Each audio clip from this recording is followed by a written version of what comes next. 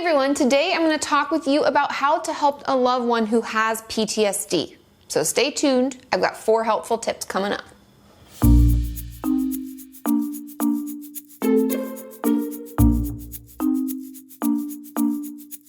So like I said, today I'm going to talk with you about how to help a loved one who's struggling with PTSD. I've heard from many of you that you have family members who have either gone to war or have been in some kind of traumatic event. It could have been a car accident, it could have been a sexual trauma that they've just now started opening up to you about, and you wonder how you can better help, which just shows how amazing our community is. Am I right? That we're all looking to not only help ourselves, but to also find ways to help those who we love. And today I have 4 quick tips and tricks on best ways that you can help them.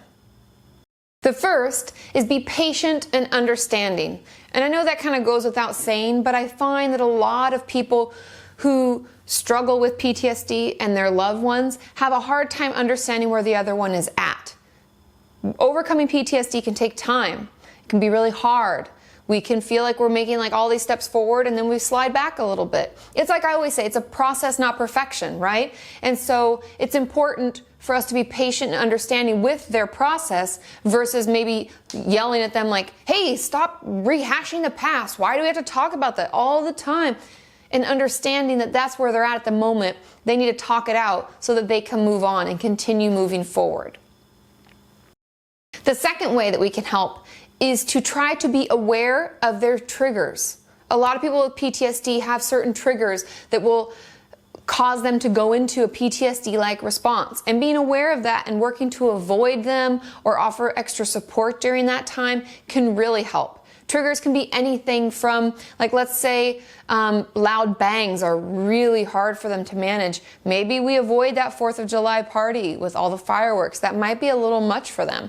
Or maybe it's an anniversary of a certain thing, or maybe it's, going to the ocean. It could be any number of things that trigger that experience in them, and being aware and asking them about it and helping be there for them for some extra support during that time and during those triggers can really, really help them along.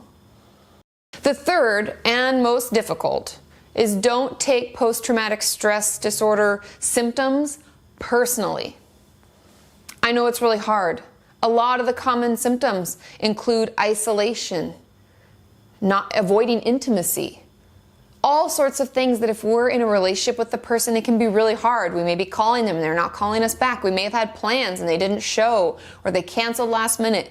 This may be our husband or wife and they don't want to have sex with us for weeks on end and we don't understand. Is it us? What happened? And we take it personally.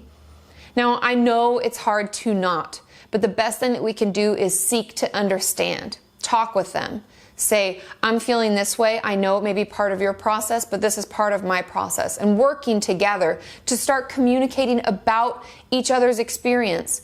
This really isn't anything about you. This is something they're going through. And the more we seek to understand, the better support we can be for them while they're working through it. The fourth and final tip is to not pressure your loved one into talking about it.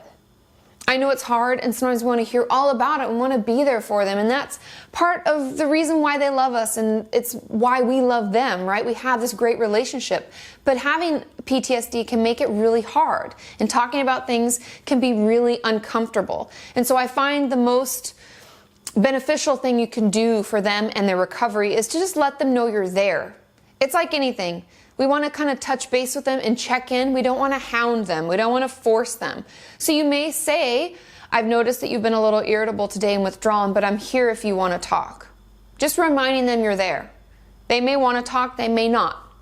But it can help for them to just know that they have support. So keep these things in mind. I know that it's difficult. I know it's hard to have a loved one going through this. I know that a lot of things we take personally and we think are our fault.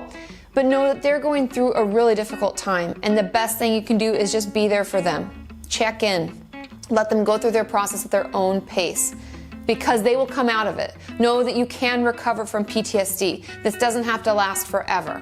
So please share this video if you know someone, or if you think someone that you know has been involved in a traumatic event. The more we know together, the better. So like this, share it, share your experiences below, and keep working with me towards a healthy mind and a healthy body.